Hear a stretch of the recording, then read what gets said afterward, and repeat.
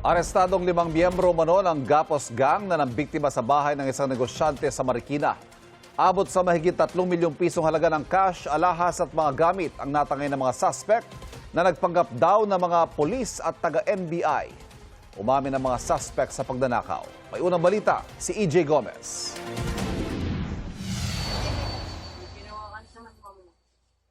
Lumabas ang 3 lalaki mula sa nakaparadang itim na van sa bahagi ng Marcos Highway sa Marikina. Ang mga lalaki, mga miyembro ng Gapos Gang ayon sa pulisya. Ito yung nakita-kita muna sila bago pumasok dun sa bahay. Nandiyan na sila lahat na 8. Dumating ang isa pang kotse na sinakyan ng 3 lalaki.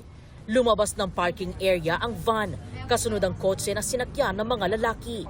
Pasado 1:00 ng madaling araw nang makarating sila sa Barangay Concepcion 2. Dito na part, sir. Dito sa dulo, sir. Diyan nag-stop yung sakyan. Then bumaba na sila dyan, sir. Kasi wala pa silang suot nun na balaklava. Dito na sila nagsuot, sir, then naglakad. Di na nakunan sa CCTV pero ang mga lalaking nakatakipang mukha pumasok sa bahay ng isang negosyante ayon sa pulisya. Nagpanggap daw ang Gapos Gang na alagad ng batas, bitbit ang isang peking search warrant.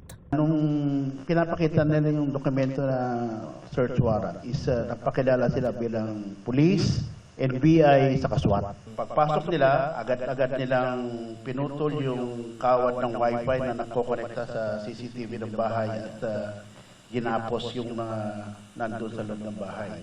Ang 8 biktima sa loob ng bahay, iginapos daw gamit ang cable ties. Tinutukan din daw sila ng baril ng mga sospek. Base sa pahayag ng mga biktima sa pulisya, pwersahang pinabuksan ang isang vault na naglalaman ng 300,000 piso. Sa pilitan din daw pinagsend ng pera ang isa sa mga biktima gamit ang kanyang online wallet. Nang makatsyempo gamit ang cellphone, nakahingi ng saklolo sa pulisya ang isa sa mga biktima. Pagdating po namin sa area, on progress yung robbery. Then after a split seconds lang, palabas na sila. Tinangka pa raw gamitin ng mga sospek ang sasakyan ng pamilya ng biktima. Agad silang tumakbo, may pulis.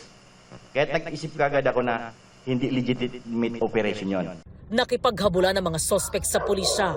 5 sa 8 miyembro ng Gapos Gang ang naaresto. Nakumpiska sa kanila ang ginamit na cable cutter, cable ties, duct tape, 5 cellphone, isang mamahaling relo, 4 na sumpak, isang 9mm na kalibre ng baril at mga ginamit nilang bonnet pantakip ng mukha.